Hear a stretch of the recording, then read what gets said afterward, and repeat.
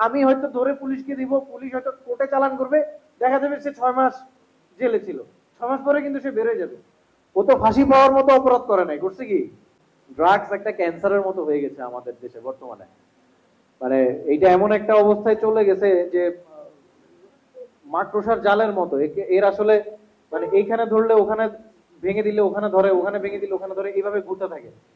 But এইটা কথা বলার অর্থ এই না যে আমরা চেষ্টা করছি না। আমাদের ক্যাম্প থেকে প্রতিনিয়তই এরকম অপারেশন পরিচালনা করা হচ্ছে, এবং আমরা প্রায়ই এই মাদকের বিভিন্ন আখড়াগুলাতে, বিভিন্ন স্পট গুলাতে রেড পরিচালনা করে আমরা অপরাধীদেরকে শনাক্ত করতেছি, পুলিশের হাতে দিয়ে দিচ্ছি। এবং আমাদের পুলিশ বাহিনী, র্যাব, কিছুদিন আগে র্যাব খুব বড় একটা অপারেশন করছে, প্রায় 110 কেজি, 110 কেজির মতো গাঁজা এবং অন্যান্য আরো অনেকগুলা ড্রাগসের উপাদান গ্রেফতার করছে পুলিশ। প্রতিনিয়ত এই ধরনের অপারেশন পরিচালনা করতেছে, বাট তারপরে কি ড্রাগস কমে যাচ্ছে?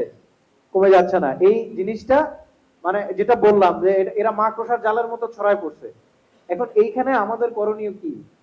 আইন শৃঙ্খলা রক্ষাকারী বাহিনী কি করবে? আইন শৃঙ্খলা রক্ষাকারী বাহিনী যা ইনফরমেশন নিবে যে ঠিক আছে ওইখানে চালান আসতেছে, এদেরকে গ্রেফতার করলাম, আমি গ্রেফতার করলাম, সে ফর এক্সাম্পল আমি গ্রেফতার করলে, এই যে র্যাব কিছুদিন আগে 110 কেজি ধরলো, কমে গেছে গাঁজা আসা? গাঁজা আসা কিন্তু কমে যায় নাই। এটার প্রাইম একদম বেসিক স্কুলটা হচ্ছে ফ্যামিলি এবং আমাদের কমিউনিটি। এই কমিউনিটি থেকে আমাদের যে ইয়াং জেনারেশন আছে ওদেরকে এই শিক্ষাটা দিতে হবে যে তোমরা যে এই কাজটা করতেছো, দিস ইজ নট গুড। এই জিনিসটা ওদেরকে দিতে হবে। আমাদের কমিউনিটির ভিতরে এই প্র্যাকটিসটা গড়ে তুলতে হবে।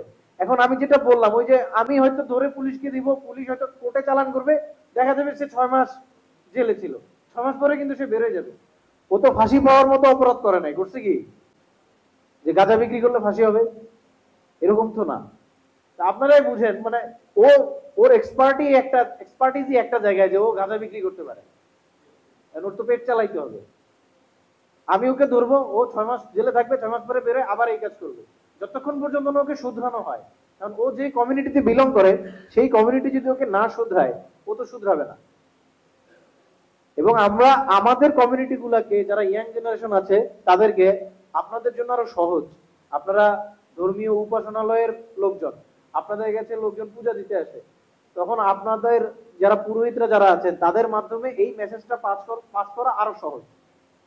মানে সমাজ যতই উন্নত হোক, আমরা ধর্মীয় অনুশাসনের বাইরে কিন্তু এখনো পর্যন্ত বাংলাদেশের মানুষজন যায় না, যাই কি? যতই আমরা হই, উন্নত হই, আমরা প্রত্যেকটা ধর্মের অনুশাসন গুলো মেনে চলার চেষ্টা করি, তাই না? তা আপনারা আপনাদের তরফ থেকে যদি এই মেসেজ গুলো দেন, আমার মনে হয় এটা আরো বেশি কার্যকরী হবে। তো আমি এক্সপেক্ট করবো আপনাদের তরফ থেকে এই মেসেজ গুলো যাওয়ার জন্য।